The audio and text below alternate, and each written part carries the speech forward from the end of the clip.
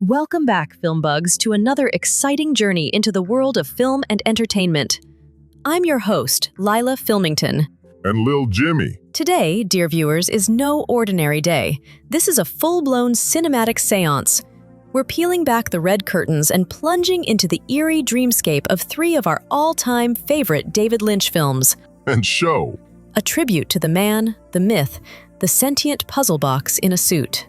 And grab your pies, your tiny radiator ladies, and maybe a six-pack of Pabst. Because for the first time in FilmBug history, we've summoned a guest. Yes, someone who reveres Lynch almost as much as Lynch reveres cryptic dialogue and unnerving senior citizens. Give a thunderous and slightly ominous welcome to the one and only Mr. Stan Mace. Hey, thanks for having me. Really excited to be here. This is going to be a really interesting conversation. We're kind of fellow artists, fellow appreciators of Lynch's liminal works. Yeah, it hasn't been that long until he passed. I can't believe it's been a couple of years, is that right? I think it's maybe more than that now, but a big loss for the artistic community. Absolutely. That's exactly why we wanted to put together this little tribute episode. But before we dive in, our guest here also runs a YouTube channel called Paranormal Perspectives. Can you tell us a little about your channel and what you do over there? Yeah, for the last year or so, I've been running the Paranormal Perspectives podcast. And yeah, it's just really about, I use the phrase normalizing the paranormal. So the paranormal itself being like a misnomer for simply the parts of life we can't understand. So it can't be explained by our current science. That's pretty much all it's about. It's kind of like a geeky approach to the paranormal as we know it now, and applying a sort of a philosophical brush to it, and yeah, just trying to show that a lot of people from all different backgrounds experience things we don't understand, and just try to have a friendly conversation and understand each other, really. And weirdly, it's stuff like Lynch that kind of got me into the paranormal, because I had a few weird events myself growing up. I love that you're approaching the paranormal with curiosity instead of fear. And honestly, Lynch is the perfect gateway. His films feel like you're peeking into a world that follows rules we almost understand, but never fully grasp. Yeah, like when you wake up from a dream and think, that made sense, until you try explaining it to someone and sound completely unhinged. Lynch's work, it resonates with me in a way that's almost in my DNA. There are things that I've seen that are kind of quite liminal, that make you feel really uneasy. So you can sometimes experience the most beautiful, gorgeous looking day. But at the same time, there's a darkness to those moments where, yes, you can see a big, beautiful sunrise, but in the distance, there's a cloud approaching. And sometimes that's almost like the way the paranormal is. It's sometimes you discover something incredibly beautiful, but at the same time, there's something kind of dark behind it, and the dark can be the unknown. And I feel like Lynch is almost like the celebration of the unknown. It's don't be scared, embrace it. We have that duality in our life of love and hate, and life and death, and darkness and light, and so on. And his work is the embodiment of that, really. Lynch does have a way of capturing that mix of beauty and unease. It really adds another layer to how we look at his work. All right, as promised, today we're diving into three of Lynch's most gloriously twisted creations: Mulholland Drive, Eraserhead, and Twin Peaks. Quick warning, spoilers ahead. If you haven't seen these yet, hit pause, watch them, then come back. We'll be here, floating in dream logic. Or screaming into the void. Your choice.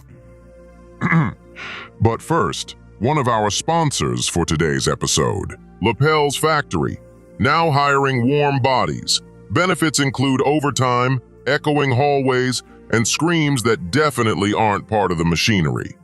All right. Mulholland Drive, 2001, is Lynch at his dreamlike neo-noir best. What started as a rejected TV pilot became this surreal Hollywood mystery about Betty, an aspiring actress, and Rita, an amnesiac woman she tries to help after a crash on Mulholland Drive. It's a story about identity, illusion, and the dark side of the Hollywood dream. full of that classic Lynch mix of beauty, dread, and logic that feels like it came straight from a nightmare. So Stan, how did Mulholland Drive land for you?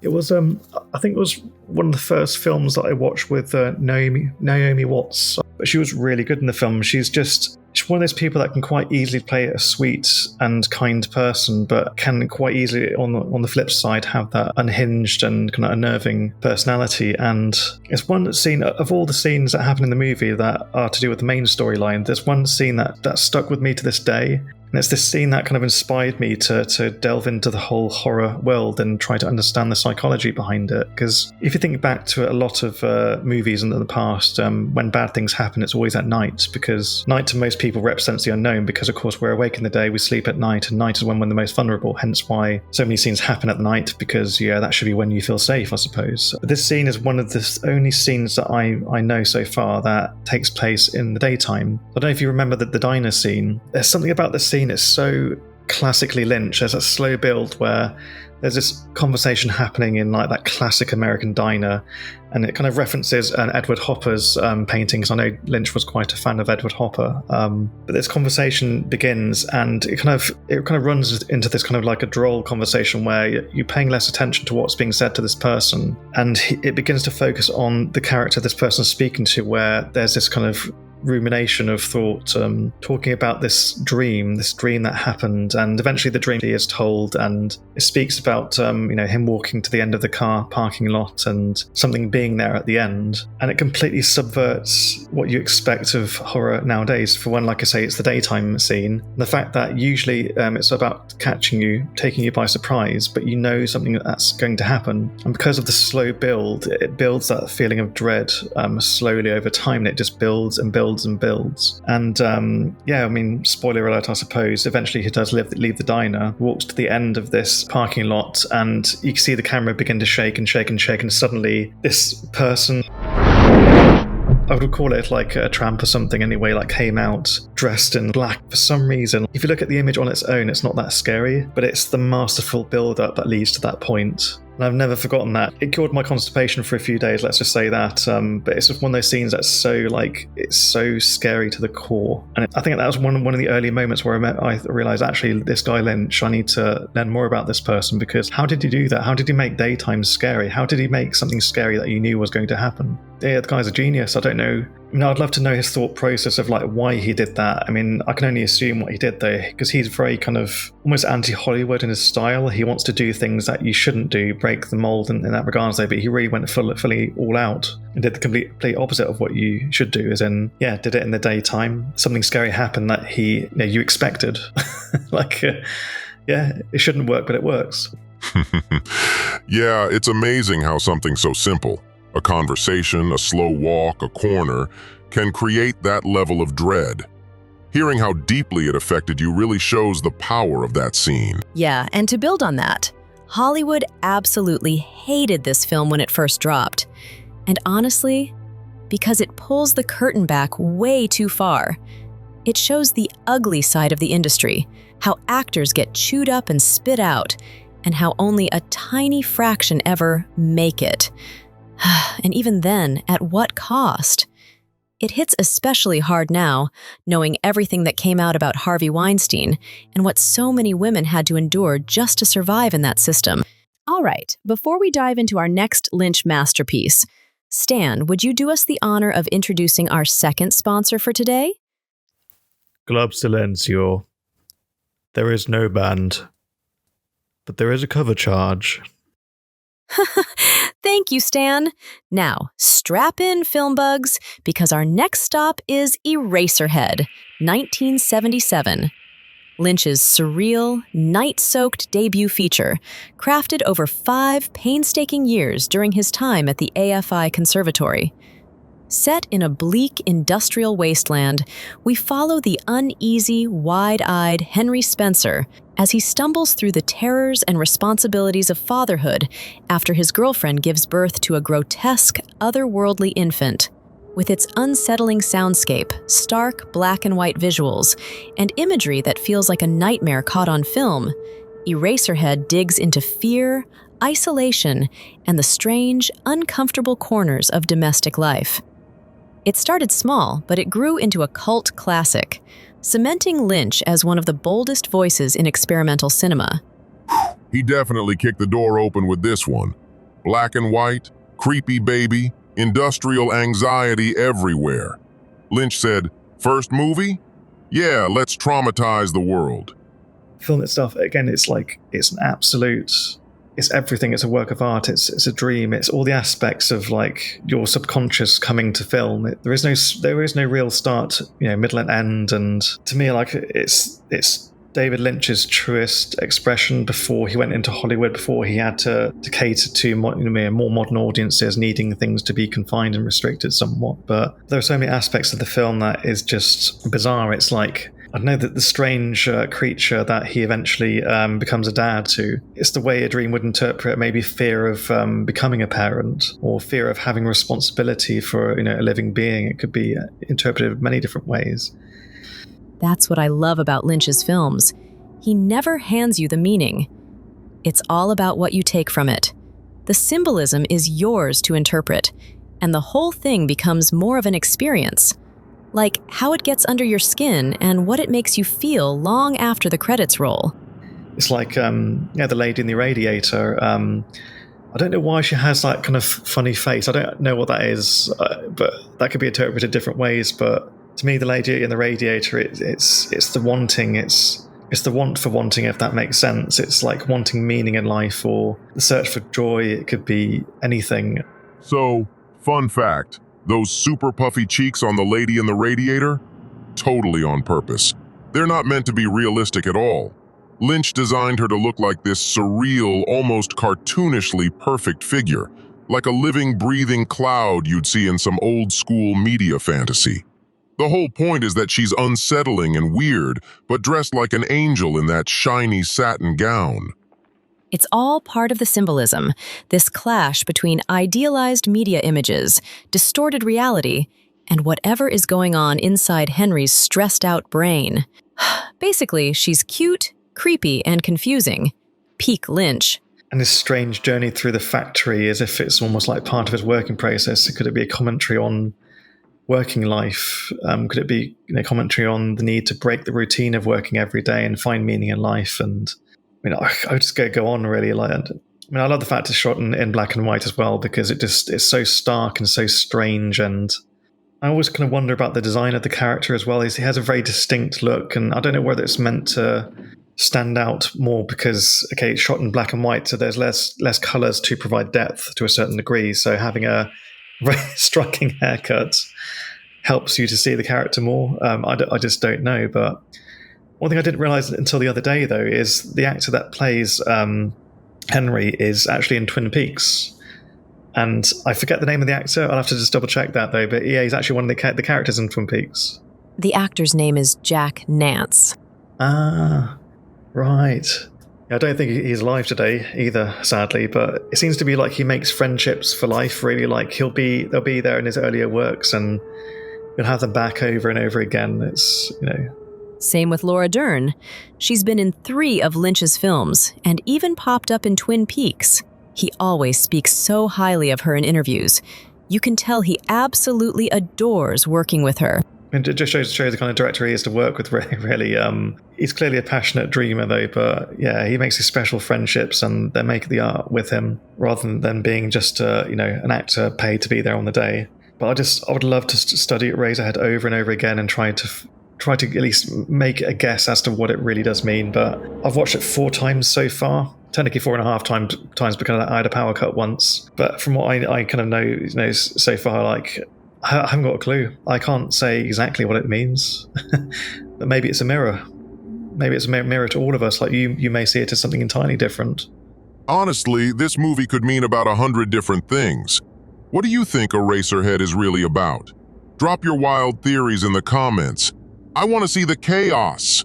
And just to add to that, the sound design is wild. You can tell every hum, hiss, and drone is there for a reason. There's so much to unpack in this film, it's like a whole other layer waiting to be dissected. It's interesting you say that, because that's kind of in like the foley of like, you know, the sound work. Like there's a lot of background noise going on, and from what I've watched so far, I don't think there's even a moment of silence, like pure silence. There's always sort of like a humming going on in the background. There's this foreboding something, and you always feel like you're never far away from something. It's almost like something's watching you as you're watching the film, if that makes sense. Like, you can hear aspects of like the industrial noise, you know, referencing the, you know, the industrial scenes. You know, there's that big beautiful scene of him walking across, going through these little pitfalls in the sand. But yeah, it's quite a long shot. But it goes perfectly with this kind of mechanical noise, which, yeah, could represent the monotony of life, of trying to break out of that and find meaning. But yeah, Henry seems to just be lost. Maybe he represents, you know, I don't know if you in your life have found yourself to be lost at one point. And again, this leans into that liminality. So for anyone watching who doesn't know what liminal means as well, it's a great word that I learned recently, and it's simply a word used to reference being between two states. So imagine there being two rooms and a hallway connecting the room. The hallway is never the destination, it's always the bit in between. So imagine just that hallway existing. That's you in the liminal state. So yeah, that could, you know, it could be your teenage years. You know, you're liminally between being a child and then maybe an adult, for example, or between jobs or places. But I love the sound work and the imagery in this particular piece. It describes that feeling of not quite being where you want to be, or quite understanding and feeling kind of lost. And it's such a fascinating feeling that I've never seen replicated in any film.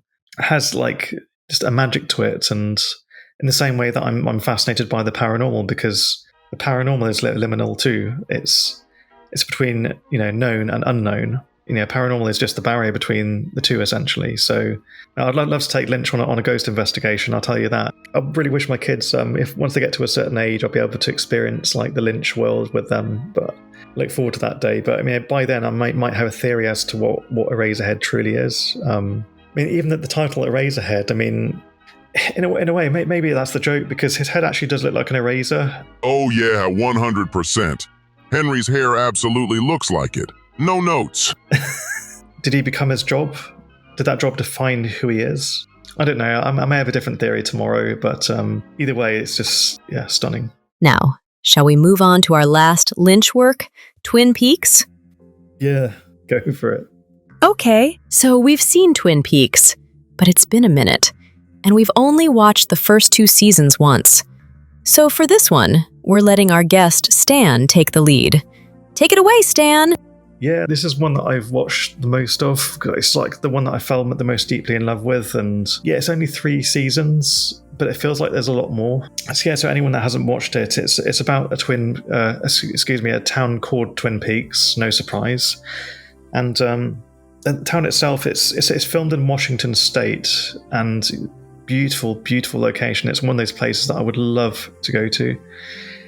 And yeah, it's about this small town and its strange stories. And the main story centers on the death of Laura Palmer. And I believe in the first episode, they discover a body on the beach. And in comes Agent Cooper to save the day, essentially sent to Twin Peaks to uncover this mystery. And then pretty much everything happens to this poor guy on this journey. And it's like the opening scenes for Twin Peaks and the music, a beautiful guitar work. It's so simple and so ethereal and weird and slightly unnerving.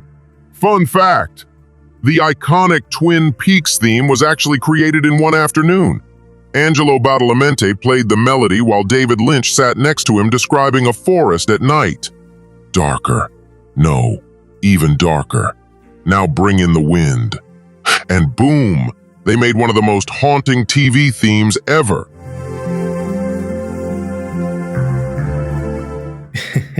And you get the kind of slow panning of like the sawmill and just various sort of scenes within kind of Twin Peaks. You get the beautiful trees and the mist rolling over. It really does set the scene. But you can tell that like behind that beauty is something dark. And it's the whole duality theme that goes throughout our time in Twin Peaks. And like, yes, like there's this beautiful location. Everybody lives these lovely lives in these log cabins and beautiful places, and you got like this big beautiful hotel at the top of this waterfall, which is a real place, by the way. Yet behind all this is this murder mystery and the people involved with it, and it's the events leading up to it as well that seem a bit strange. And I don't know, like the acting as well, like it's so odd.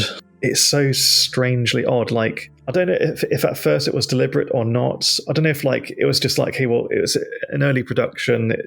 We couldn't afford to buy really experienced actors, and it's just them beginning to go that way, and then they just like lent into it because they thought, okay, well, this comes across a bit weird. Like maybe this works. But a lot of them are so kind of like in their own world. It's you get like the police officers have their own distinct things going on. You've got like the log lady every now and again just making announcements that's so obscure. The owls are not what they seem. Just saying phrases like that, like almost implying kind of foreboding events that will be incoming. And you get one particular character is obsessed with curtain rails, about making sure they're not too loud. And she has an eye patch. I don't know what's going on, but yeah, you just for some reason fall in love with this world that it inspires you, yet it frightens you at the same time. To me, that's my favourite piece, I think, that he's made so far, because it has such a cultural impact back in the day, because this was released in like early to mid 90s, I believe, or say more early 90s. And even when it was shown in the UK, like we'd never seen anything like that before. Like we're so used to watching, you may not know these shows like EastEnders, Emmerdale, like really nice, easygoing, like living in the countryside programs about these kind of characters that have nice and easy lives. Everything's very cozy and comfortable. And then when Twin Peaks comes along to the UK and kicks us all in the face.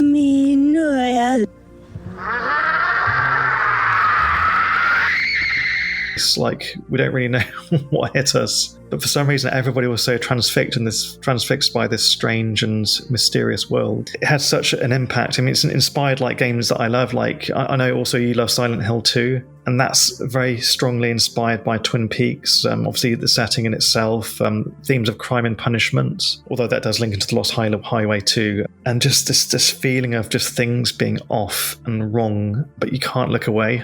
And I think other games it's inspired, like, I don't know if you ever played Deadly Premonition as well. That's another one that kind of took a few notes from that, and Alan Wake as well. Obviously very, very directly, not just simply Stephen King inspired though, but very much Twin Peaks and David Lynch inspired. Like it wasn't just simply a TV show, it was a cultural phenomenon, and very few TV shows have achieved that level of admiration. Still, I think some of the best parts of Twin Peaks is Leland's freakouts, numerous freakouts. I mean, there were many as he began to realize what he was done. And what I love as well, like, I think one of the first scenes in the first episode when Agent Cooper starts his case and he ends up being shot by a mystery person and is there kind of lying on the floor, not crying out in pain, not reacting like a normal person would be doing, just lays there, and then suddenly he's visited by this mysterious giant, and which says something to him, and then suddenly he was okay again. Like initially when you see that scene, like you begin to question, like, is this thing even real? Is Twin Peaks even real? And then like, yeah, I mean, even like the Black Lodge in itself is interesting as well. So if anyone also doesn't know, so essentially like Twin Peaks itself has its own alternate dimension, you could say. Like you could question as to whether it's inside Agent Cooper's head or if it could be just part of the town itself. Again, like Silent Hill, having an alternate dimension you can visit. So yeah, the Black Lodge seems to be this place maybe outside of time. And I mean, like the imagery itself, red curtains, black and white flooring, kind of zigzaggy as well. It's very odd. And even the color usage, the stark use of bright red and the black and the white, it's almost symbolizing death in itself, or the duality of life and death. And it's a place that's not really halfway, really. It's very much like there in the moment. And yeah, and for no reason at all, everybody in the Black Lodge speaks backwards. So, I mean, I don't know why they do. Just because it makes you feel a bit unnerving. But I suppose maybe in a way it's also to differentiate the viewer between the scenes that you watch in Twin Peaks and the Black Lodge itself, maybe. But I mean, yeah, I do owe a lot of my artistic inspiration to Twin Peaks and its strange, bizarre, beautiful and horrible story. And ultimately, like, I recommend anyone watch as well for Twin Peaks: The Return. That's definitely on our list to dive into, especially once we resubscribe to Paramount Plus again. Yeah, that's one of the greatest made-for-TV scenes of all time was Lynch's description of the creation of what entity is behind Twin Peaks. Ultimately, there's a sequence simply called the atomic bomb, and I think in a way it helps to at least outline like why Twin Peaks is so wrong. And this atomic bomb scene, it actually starts in the place which I still describe as being the Black Lodge, even though it didn't look like its classic scene with the red curtains and stuff. And this one was kind of shot in this place in black and white where the giant reappears and the strange lady is there. And it kind of starts off where this scene almost starts with like this droplet that then evolves into the atomic bomb being released, basically, and that being, it's almost like the creation of like hate and darkness and everything. And it shows the slow evolution into it kind of moving to Twin Peaks. So in a way, I kind of feel like that's almost Lynch, describing to us, okay, well, Twin Peaks is almost the physical manifestation of the dark of life, basically, of all the bad that we've done. So it kind of makes me think, okay, well, is Twin Peaks itself a punishment of sorts? Maybe it seems beautiful on the outside, but is it, I don't know, is it a place where people go when they die, for example? Like, does Twin Peaks even exist? Did poor Laura Palmer even die? Or is that just Agent Cooper trying to find his own reason for being? And I know this does sound all really deep and all that. At the end of the day, you could say it's just a film, though. But yeah, I do believe it is much more than that. But yeah, I mean, this scene lasts for, I think, a good sort of 10 to 20 minutes. It's a long scene, but it's just absolutely beautiful to watch. Yeah, and kind of from this explosion, like, comes these little creatures, these strange, mysterious men kind of covered in tar. I don't know if anyone's going to watch it, though. It's like, drink from the well and the well is deep. There's a particular phrase that kind of stuck with me from that, and to me it's just like, it's almost the pit of sadness and sorrow and hate and stuff. It's like, the well will always be endless should you seek it. So I don't know if that's a foreboding warning, I suppose, of not giving into your darker side, but yeah. Anyway, from that, I like to take a break and watch some kids' movies like How to Train Your Dragon and maybe easier to understand things, because this kind of thing just hurts my brain, really. So yeah, how do you feel about Twin Peaks? Like, what's like one scene that kind of stuck with you? For me, the scene that really stuck was that haunting moment when Bob is suddenly crouched at the foot of Laura's bed. It's so raw and unpolished, like the camera accidentally caught something from another realm. It perfectly captures what makes Twin Peaks so unsettling. This dreamy, small-town vibe with a nightmare quietly creeping in. For me, easy. The Red Room dream. The backwards talking, the zigzag floor, the dancing man from another place. It felt like my brain did a factory reset. I didn't know if I was watching a mystery show or if David Lynch hacked my REM sleep. Well, on that note, let's jump into something we actually prepared for our special guest. I mean, we could talk about Lynch and his wild imagination forever, but we've got to keep this show moving. So, Stan, we've set up a little lightning round for you. A few fun, very Lynchian questions. Shall we begin? Yeah, go for it. I can't guarantee I'll have all the answers for you, but yeah, we go for it. I don't think my brain's fully working, and it's like, I'll give you my best. All right, let's kick this off. First question, who's actually scarier, Frank Booth or the Eraserhead baby? The baby in Eraserhead. It's just like there's an unnerving. It's the repetitive noise it makes, but it's just the image itself that's always stuck in my mind. It's like it's a baby, but it's a bird, but it's not a bird. Why is it greasy? Why is it falling apart? Like it's every, like, I've been a parent for a few years now, and it represents the feeling I felt when I had my first kid. Like, there's a small creature there, and I don't know what to do with it, though, but I'm meant to protect it. What do I do? And 100%. How about you? For me, it's absolutely Frank Booth. The man is walking chaos. You never know what's going to set him off. One wrong move, one wrong choice of beer, and boom! You're getting a full-on Pabst Blue beatdown. What kind of beer do you like? Heineken? F*** that shit! Pabst Blue Ribbon! Choose wisely. All right, second question. Would you rather get lost in Mulholland Drive or try surviving a whole week inside the Black Lodge? Choose your nightmare, Stan. I suppose the Black Lodge. I think I'd feel more comfortable, but I think it's more by just familiarity. I feel like I've already spent a long time in the Black Lodge in so many ways. I feel like, yeah, I mean, I like the dude in the red suit.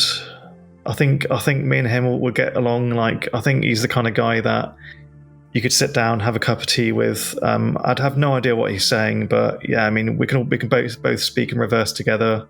But does that mean if we drank tea there, would we be drinking tea backwards? I mean, does time flow backwards there? I mean, just spit it out. Oh God, I'd never use the toilet in the Black Lodge. That's for sure. Yeah.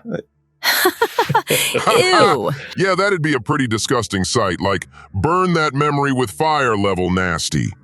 All right, here's our final question. Pick any Lynch character to bring along to karaoke night. And what song are they singing? That's a good one. I mean, it's got to be Leland. It's got to be Leland. Like, anything could happen. Like, but not in a negative way. He's just so expressive, and again, He thinks it. He acts it. Actually, technically, he probably doesn't even think it though. He just does. He just is.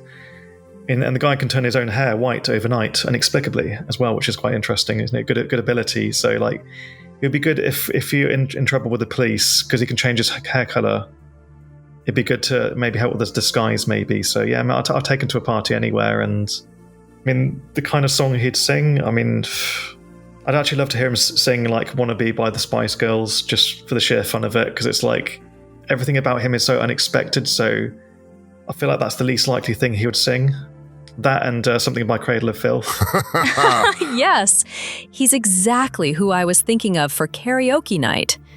Leland is such a chaotic little jukebox, dramatic, hilarious, and absolutely guaranteed to steal the mic. Leland rules. Great answer. I think that's where we'll wrap things up. This might actually be the longest episode we've ever done on FilmBug. Stan, thank you so much for hanging out with us and helping us honor David Lynch. He's a massive loss, but the beauty of his work is that anytime we miss him, we can just dive back into one of his incredible films or shows. All right, Stan, as we head toward the finish line, any final thoughts you'd like to leave our FilmBugs with?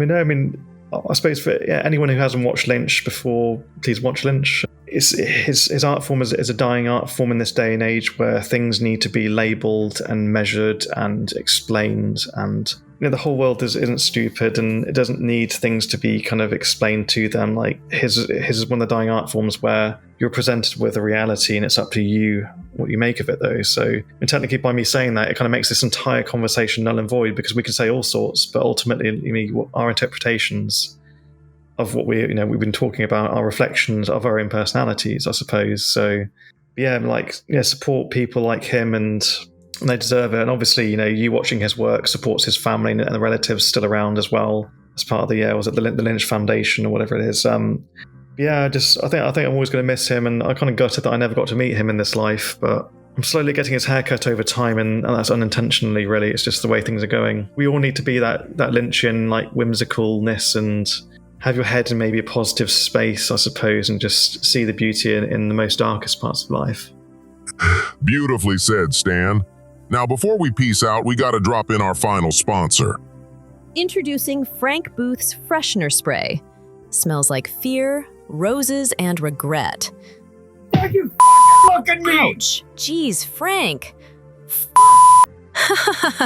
Jokes aside, Stan, thank you so much for being part of this Lynch tribute episode. It's been a pleasure, and we'd love to do this again. Thank you for having me. Like most of the time, I have no idea what I'm talking about, really. Everything just comes out as natural. expression, I suppose, and that's exactly the nature of a Lynchian piece. It doesn't have to make sense, but it is an expression, and it still means something because of that. I agree. You can find Stan on his YouTube podcast, Paranormal Perspectives. Hit the link in the top right or down in the description. Trust me, click it. You won't regret it. Before we roll ahead, massive love to our very first Patreon subscriber, Julie Arnold. You're an absolute superstar. Thank you so much for believing in us. We adore you, Julie. And thank you, FilmBugs, for hanging out with us today. Your support keeps us going. Stay weird, stay curious. This is Lyla and Lil Jimmy signing off.